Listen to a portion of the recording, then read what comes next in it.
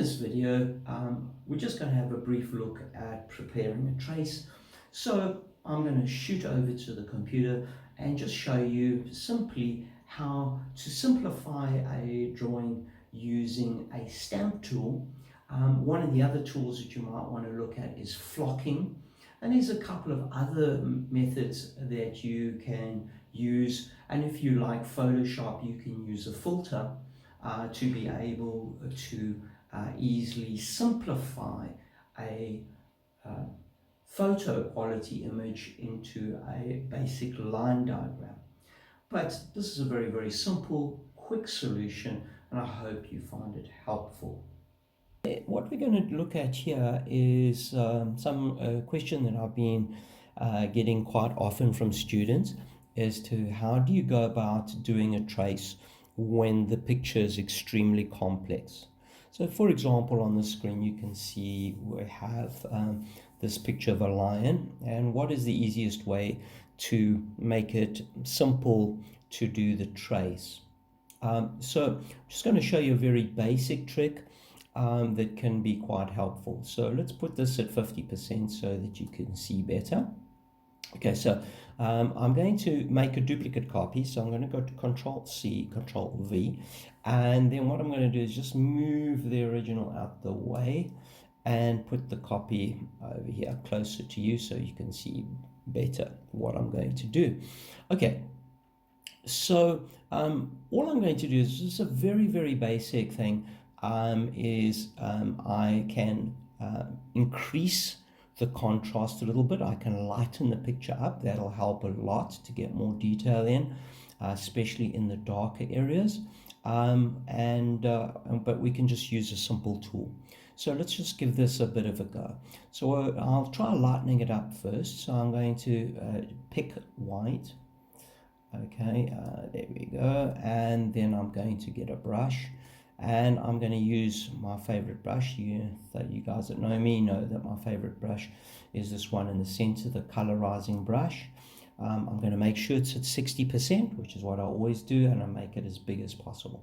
Okay, and what I'm going to do is I'm just going to go in the darker areas and just lighten the picture up a little bit where it's a little bit dark.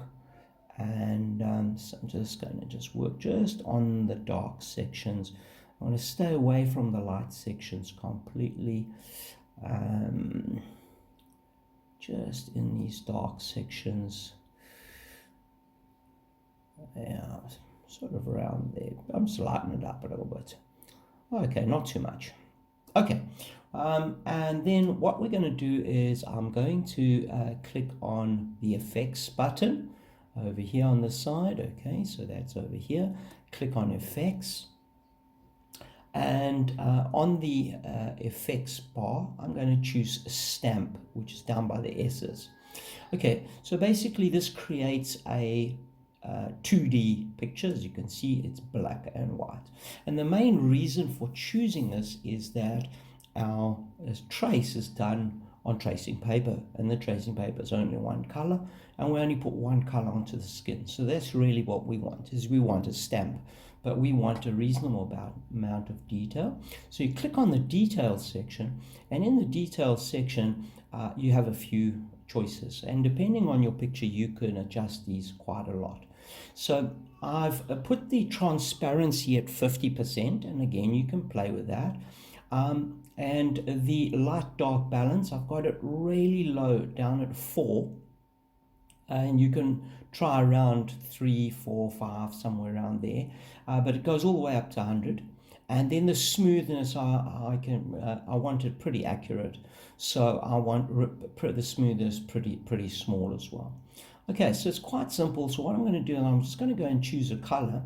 And I'm just going to choose, let's say, fire engine red, for example. No, we won't. We'll do a blue because our tracing paper is more or less sort of purpley blue color. Okay, so, and now I'm going to click apply. Okay, and there it turns the picture into a two-dimensional image. So we've just got this highlighted all the dark bits. So that would produce, either if you've got a stencil printer to print a nice stencil or a trace, or otherwise if you're going to do it manually, you would just do all those dark pieces and that will give you a pretty good trace. It's not much different from what you would do if you had just printed out the black and grey picture and did it yourself. But when you're starting out, sometimes it's a little bit difficult trying to see where the trace should be.